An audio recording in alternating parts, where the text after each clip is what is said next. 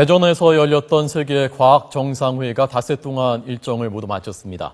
현장에 가 있는 최양희 미래창조과학부 장관이 중계차 연결돼 있습니다. 장관님 안녕하십니까? 네, 안녕하십니까? 네, 고생 많으셨고요. 어떤 회의였는지 어떤 논의들이 주로 이루어졌습니까?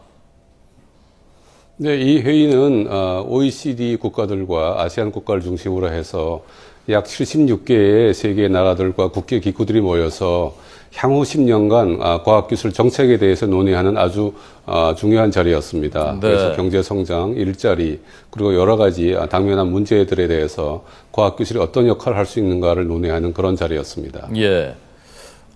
대전 선언문이 채택됐다면서요, 이번에요? 네, 이번에 며칠간 아주 심도 있는 논의를 거친 끝에 대전 선언문이라고 앞으로 한 10년 동안 세계 과학기술 각국에서 정책의 중요한 규범이 될 가이드라인들 대전 선언문을 채택을 했는데 네. 한국도 주도적으로 이 논의 내용에 참가를 했습니다. 주요 내용을 보시면은 과학기술이야말로 국가 발전 또는 경제 성장의 가장 근본적인 수단이다 이런 데 합의를 했고 예. 이것이 그러나 각 국가의 이기적인 성장만이 그칠 것이 아니라 포용을 통해서 전 세계의 행복을 위해서 같이 협력을 하자 이런 점에도 합의를 했습니다. 또한 당면한 문제인 기후변화라든가 전염병 이런 문제에도 같이 합심을 하자는 등 다양한 논의 내용이 포함되어 있었습니다. 네. 그러면 대전 선언문이라는 게 그냥 선언을 하는 겁니까? 아니면 이것이 어떤 실천을 위한 구체적인 계획이 있는 겁니까? 사실 OECD라는 이 주최한 기관의 특성도 그렇지만은 이것은 강제성은 없습니다. 그러나 이제 전 세계 주요 국가의 장차관들이 모여서 논의를 하고 나서 이 대전 선언문을 발표했다는 것은 이것이 하나의 가이드라인으로서 규범으로서 각국에서의 과학기술 정책을 입안을 할 때 가장 참조를 많이 할 수 있는 중요한 내용을 담고 있기 때문에 네. 앞으로 세계 과학기술 정책을 조율하는 데 큰 역할을 할 것으로 기대하고 있고 네. 당연히 대한민국도 그 기조에 따라서 이것을 자세하게 구현할 것입니다. 예. 이번에 OECD 장관들, 차관들, 세계적인 석학들 많이 온 회의였는데요. 장관님, 이 회의 주재하시고 주최하시면서 제일 기억에 남았던 장면이나 인상적이었던 모습이나 그런 게 있습니까? 네, 저희가 대한민국의 의장국으로서 또 제가 의장으로서 이 회의를 처음부터 끝까지 주재를 하면서 가장 감명 깊었던 것은 모든 국가들이 대한민국이 그 빠른 시간 내에 큰 경제 발전을 이루었다는 데 찬사를 보냈으며 네. 그 배경에는 한국의 과학기술 투자를 꾸준히 증가를 시켰고 훌륭한 성과가 경제로 이어져서 그것이 세계적인 모범 사례가 되었다고 해서 많은 칭찬을 받았던 것이 기억이 나고 특히 이것을 더구나 한 단계 더 나가서 이번 회의의 주제였던 과학기술과 혁신, 이 혁신을 한국이 또 창조경제라는 면으로 주도하고 있다는 면에서 많은 분들이 또 창조경제 혁신센터를 찾아주시면서 이것을 몸소 체험하고 또 OECD의 중요한 정책 보고서에도 이것을 포함시켰다는 점에서 네. 상당히 감명을 받았습니다. 예. 창조경제에 대해서 구체적으로 어떤 말씀들을 하던가요, 그분들이? 그러니까 OECD에서는 과학기술을 기반을 해서 경제 성장을 하고 좋은 일자리를 만들어야 되고 지구가 당면한 문제를 풀어야 된다. 이것을 위해서는 혁신이 제일 중요하다라는 합의를 했는데 예. 이 혁신의 가장 구체적인 형태로 국가적인 정책으로서 구현이 되고 또 성과를 내고 있는 것이 대한민국의 창조경제 전략이다, 정책이다. 이렇게 이해를 하고 있고 거기에 따라서 많은 국가들이 관심을 보였고 실제로 현장을 방문하셨습니다. 네.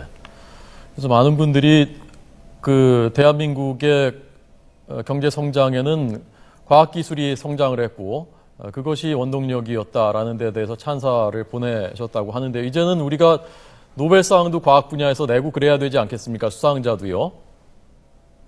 네, 사실은 노벨상 과학 분야의 수상자를 낸 국가가 한 20, 30여 개 국가가 됩니다. 아직 한국은 아직 그 반열에 끼지를 못했는데, 네. 아시다시피 우리나라가 사실 20, 30년 기초과학에 투자한 짧은 역사를 가지고 있어서 그렇습니다. 앞으로 더욱더 이제 어제 과학기술자문회의에서도 대통령께서 밝히셨습니다만은 과학기술에 대한 기초과학 투자를 많이 하고 신진 연구자들을 특히 중장기적으로 지원을 해서 노벨상이 아니라 세계 기초과학을 선도하는 그런 국가가 되도록 국가의 전략을 지금 새로 전반적으로 조율을 하고 있습니다. 네. 어제 저희도 뉴스를 통해서 전해드렸습니다만은 그래서 기초과학에 대한 특히 맞춤형 연구에 지원을 집중적으로 하시겠다. 그리고 세계 톱 클래스의 연구자들을 많이 1,000명 양성하겠다라고 하셨던데 이게 그냥 선언적으로 목표만 세우는 게 중요한 게 아니라 구체적으로 어떤 정말 실현성 가능성이 있는 방법이 있느냐가 문제 아니겠습니까? 좀 구체적인 방안이 있는 겁니까?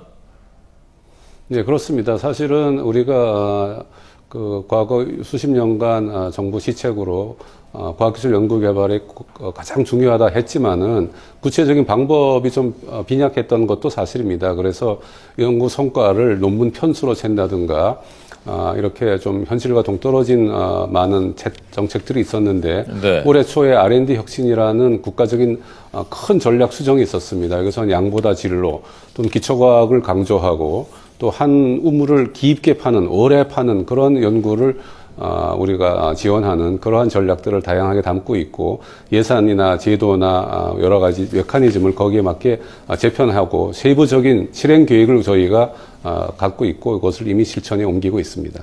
예. 자, 장관님 마지막으로요. 이번 세계 과학 정상회의를 전반적으로 주최하고 주재하시면서 이런 점은 우리가 앞으로 특히 더 신경을 써야 되겠구나. 그리고 이런 점에서 좀 어떤 영감을 얻으셨다든가 그런 게 있으면 마지막으로 좀 소개를 좀 같이 공유를 좀 해주시죠.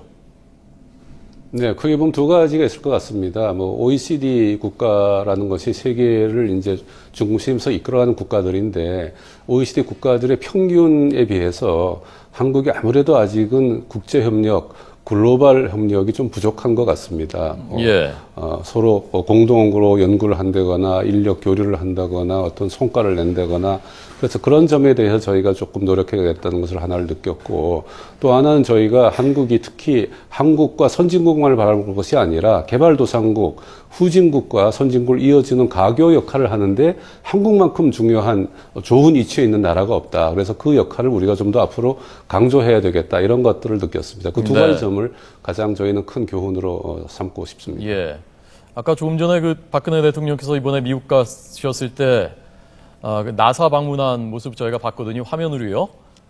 대통령께서 직접 거기를 한번 가보겠다고 하신 겁니까? 아니면 어떻게 해서 거기 가시게 된 겁니까?